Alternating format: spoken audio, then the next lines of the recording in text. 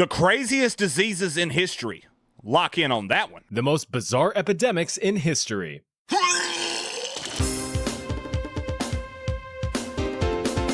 Getting sick sucks, but getting really sick really sucks. A simple cold is like, yeah, whatever, but if you contract something that can invert your teeth and delete your eyes, it's not going to be a simple recovery.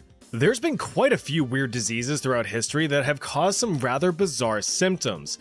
Take, for instance, the English sweating sickness. Now, the English sweating sickness was a sickness in England that made you very sweaty.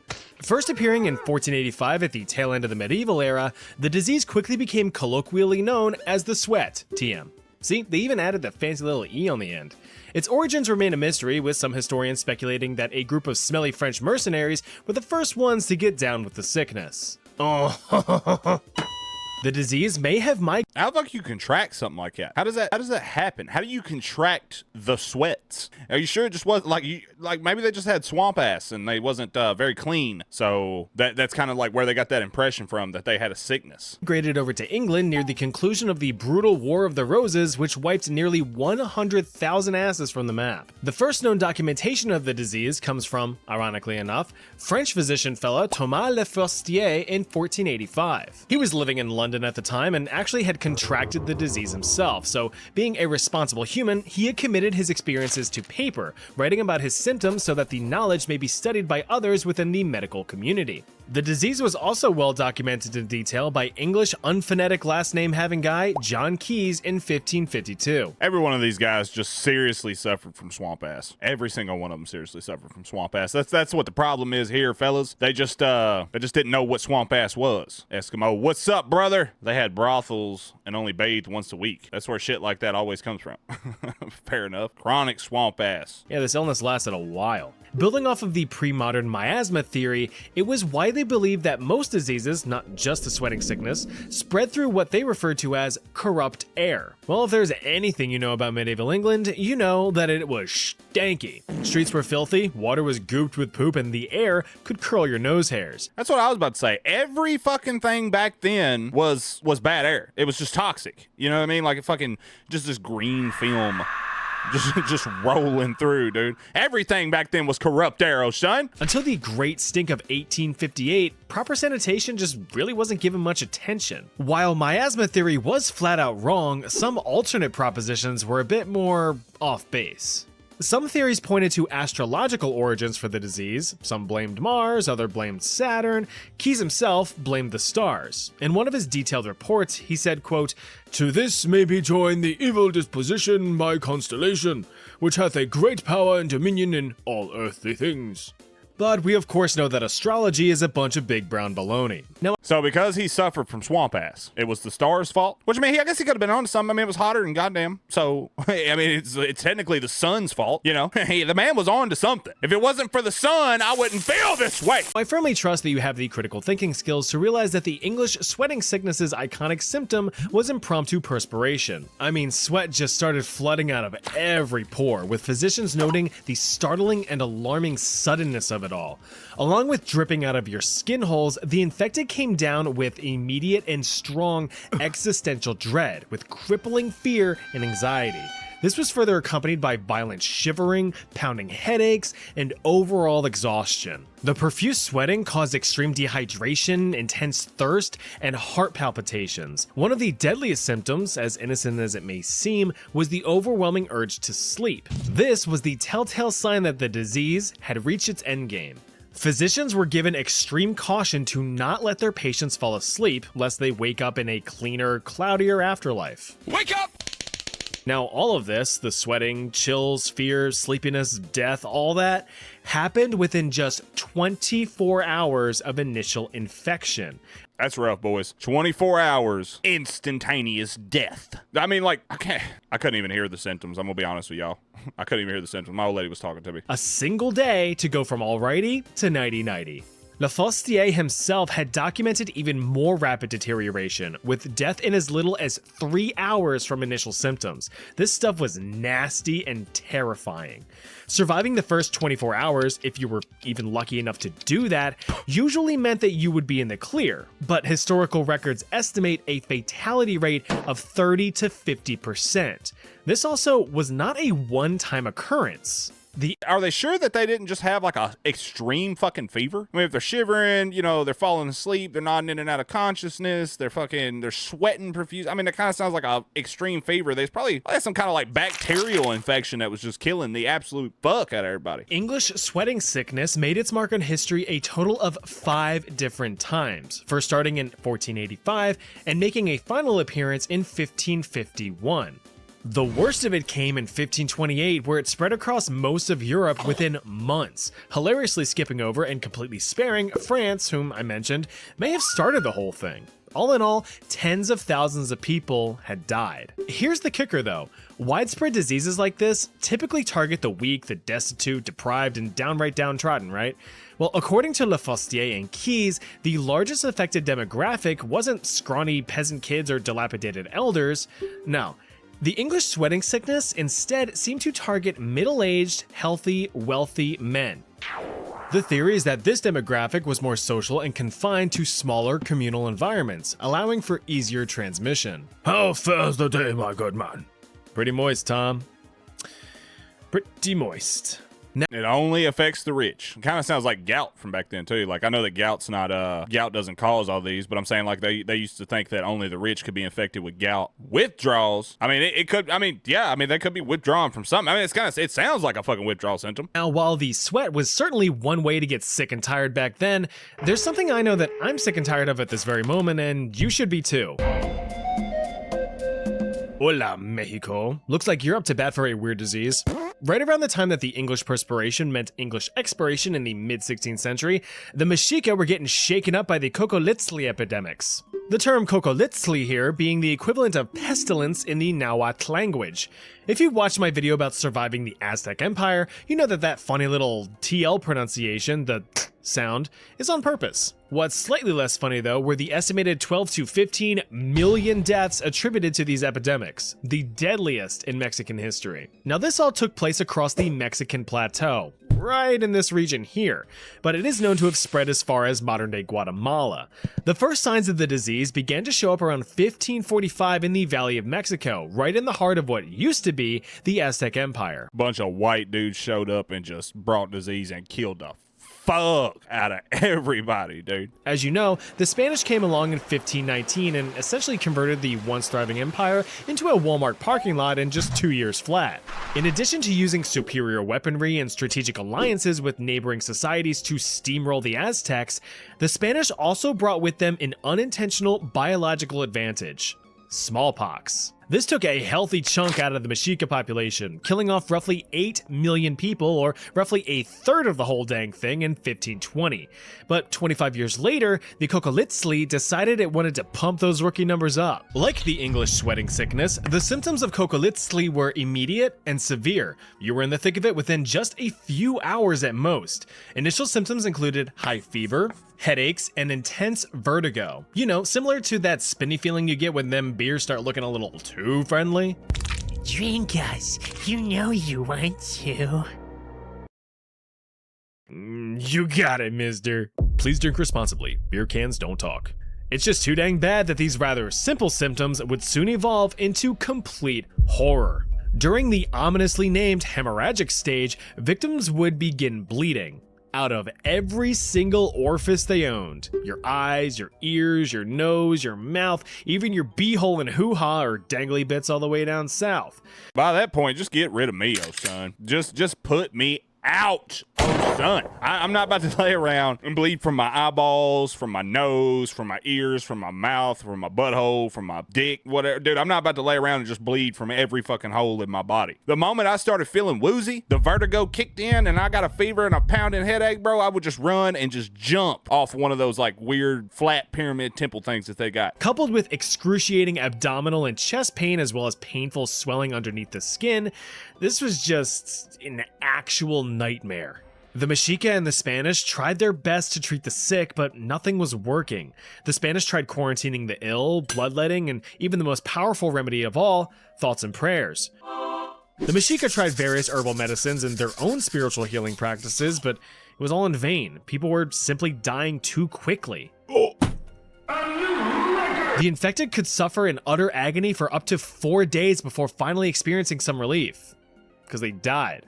During its initial release in 1545, Kokolitzli ravaged the Mexica population, culling around 80% of the herd. What was like the fatality rate of smallpox back then in the 1500s? I know that it was like very, very, very high, but like how many of them would you say actually was able to like fight the disease and live through it? And then if they fought the disease and lived through it, I assume with the way people was back then, they probably assumed that person was chosen by the gods.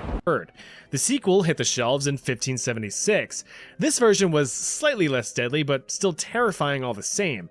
It cut down the remaining Mexica population by an additional 50% before burning itself out in 1580. Within just 56 years, the entire Mexica population had fallen from about 22 million down to less than 2 million.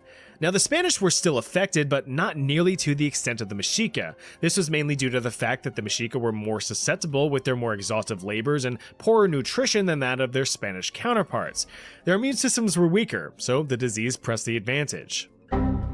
Modern hypotheses point their fingers to either an alternate form of salmonella, some kind of rodent-borne fever, or a conglomeration of various diseases that just so happen to strike all at once. But to me, that just sounds like a giant, I don't know. What is mostly agreed upon, however, is that it's highly unlikely that Kokolitzli was a Spanish-borne disease, simply because the pathogenesis was drastically different compared to that of known European diseases, so it was just probably something local. More like home field disadvantage. The laughing death. Oh, doctors, you got ghost in your blood. You got ghost in your blood, biggin. You should do some cocaine about it. Let's jump back from a society known for ripping out hearts to one that wants to lick the inside of your skull. These are the Foray. They live in a small province right at the base of the shaft of the country of Papua New Guinea. Being a remote society, they pretty much remained uncontacted by foreigners up until around the early 1940s when the Pacific theater of World War II began to boom. Once they were properly contacted, the foreigners did what foreigners do best. They showed up and started shifting the culture. Australian explorers had introduced the Foray people to the concept of hygiene and the establishment of constructing dedicated roads for quicker and safer travel. Pretty good way to nudge a developing community in the right direction. Another colonial influence was to deviate from rather primitive Foray activities like village warfare. I know, kinda hypocritical, right? Well, there was also a push to abandon many traditional values, one of which being endo-cannibalism. Now, this wasn't a savage beat your buddy over the head then drag your teeth across his face type cannibalism. This was a mourn your buddy because he just died from natural causes, then drag your teeth across his face type cannibalism. Very different. Unfortunately for the Foray, disease does not abide by rules of respect and ritual. So basically what happens is they're so upset, so broken down on the inside and mourning so bad that the best thing to do in that moment is to crack open their skulls and eat their brains. Grievance does some strange things to people, boys. Biting a brain is biting a brain, which is exactly where Kuru came from, a fatal and completely incurable neurodegenerative disorder. Stemming from the consumption of infected brain tissue, Kuru is a prion disease. Now this is where biology is just crazy to me. Alright, so here, this is a simple protein. It's multifunctional in nature, repair. What he's about to talk about here about those busted proteins that like drive you crazy. My character contracted that on DayZ and acted out, son. He wouldn't quit laughing. He was acting all weird. And I can't remember if it inevitably killed me or what happened, but something bad happened to me, I'm pretty sure. But he just would not quit laughing, dude. He kept throwing up and all kinds of shit. Your cells, builds muscles, whatever you want it to do within reason. But if in the highly unlikely case that it decides to fold in on itself in a weird way, it becomes a prion, completely rewriting its entire biological mechanism. Now, instead of being a universal helper, it just turns everything to shit. For the case of Kuru, these prions mess with the neurological function and make your brain go all stupid, causing unusual, involuntary symptoms. The moment a person is infected, the biological clock starts ticking. Dr. Carlton Gajdusek, who is the first to discover the disease in 1957, and who also has a very disturbing history of convictions that I will not go into here, observed over 200 kuru cases and recorded the stages of their progression. Because of cultural practices, it was mainly women and children who took the brunt of the illness. Yeah, it's true. It doesn't kill you. It just makes you shake, laugh, and your vision go blurry. But I think what happened was after I ate the human meat on day Z, I started laughing and acting weird, and like you said, vision going blurry, shaking, character kind of like moving when he's not supposed to. Then I ended up eating some like raw. I can't remember what it was. It was either like raw bear or raw like cow or raw pork. I don't know what it was. It was something else raw, and that's what made me sick and fucking ultimately killed me in the end, dude. I guess I contracted like salmonella or some shit. That's because 4A women were responsible for preparing the remains for whoever was gonna be on the menu that day. Women and children feasted on the more tender, tasty, and nutritious organs, like the brain. The men pretty much sat on the sideline and watched. You guys want some? Nope. No, we're good. According to Dr. Gajdusek, the earliest telltale sign of an infection was the simple loss of balance or coordination. This was followed up by slight twitches and the occasional headache. These symptoms were minor, with the infected still being able to walk and function independently. For now. After a few months, the neurological deterioration became much more evident. A few stumbles here and there quickly evolved into frequent falls, and villager demeanors were shifting entirely. Victims at the intermediate stage experienced drastic mood swings, from fearful and anxious to aggressive and agitated. There was also the disease's signature, an uncontrollable, unnerving laughter. At this point, the writing was pretty much... Mike, when I see you, I'm tempted to get guru. That's an insane statement. That is an insane statement. ...on the wall. Crawl forward a few more months, and the infected were completely bedridden. They can't think, they can't talk, they have zero control over their own bodies. A side effect of that is the inability to eat or drink anything properly. You know, you need coordinated expansion and contraction of muscles to swallow food or have a little sippy sip. If the kuru didn't kill you, the malnutrition would. So when you think about it, the very violent but quick deaths earlier in this list were a blessing in disguise. Sure, you were blasting blood out your back door, but at least they was only doing it for an afternoon. With kuru, you were just wasting away over the course of several months. Yeah, I would absolutely not want to die of kuru. I would rather die from anything else that's been on this disease or been on this list thus far, and do not want to die from kuru. And one of the main reasons why is because like I don't want to eat another human being and then pass away like that so long later. You know, I would rather just catch some shit. That'd be it. You know what I mean? Able to do anything about it. Death occurred usually within a year of initial symptoms. Even today, there is no known cure for prion disease. So until then, maybe hold off on the cranium crunching. Now, I just know that some of you have been hoping that this was on the list. The Dancing Plague of Strasbourg is one of those events where, as bizarre as it was, countless credible eyewitnesses all completely agree on exactly what happened. They just have zero friggin' explanation of exactly why it happened. So yeah, this all took place in Strasbourg in the Alsace region of what is now modern-day France. I've actually been there. See this? I took this picture. See how beautiful it is there?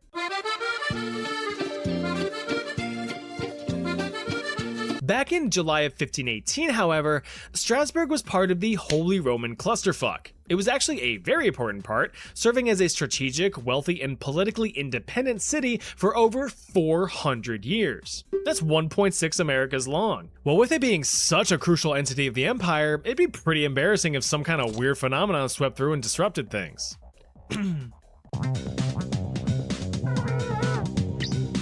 What are you doing?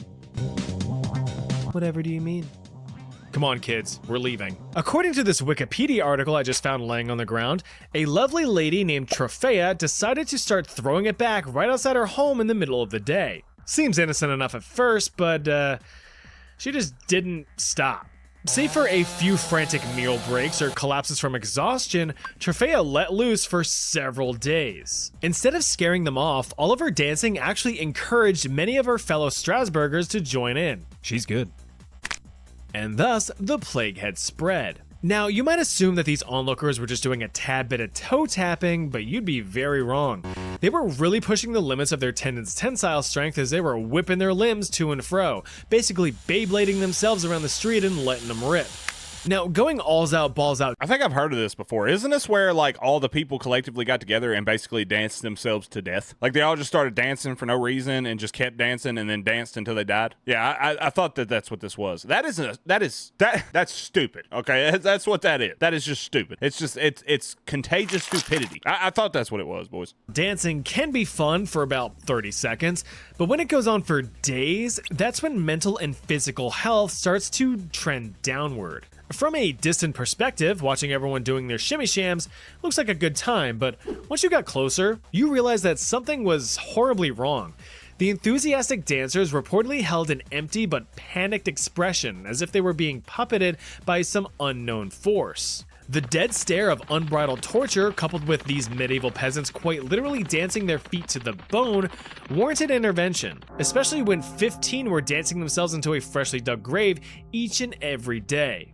Oh, we need to do something. Everyone was quick to offer their Dancing their feet down to like the literal bone. That is insane. Okay. I don't know what else to say about it, dude, unless it was just pure organic possession. It's got to be. There's no other reason why you collectively get a bunch of people together and they literally dance the meat off their feet until they die. That makes absolutely no sense to me whatsoever. Unless that woman was some kind of like evil deity, that's the only way, dude. They was listening to Miles, oh son. Shit. If anybody back then ever heard any of my music, dude, they would instantly tie me to a pole and burn me. They would say I was of the devil. suspicions. The church blamed evil spirits, the doctors blamed hot blood, neither of which offered any proper solution. Very helpful. Taking matters into their own hands, city officials attempted the reverse psychology route, setting up stages and hiring musicians to provide a proper venue for the dancers, encouraging the wacky rascals to keep on dancing.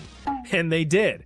At the peak of its spread, over 400 people were getting jiggy with it. Some doing it thanks to a crippling psychogenic illness, and others just because it looked like fun. But after a while, the fun was done.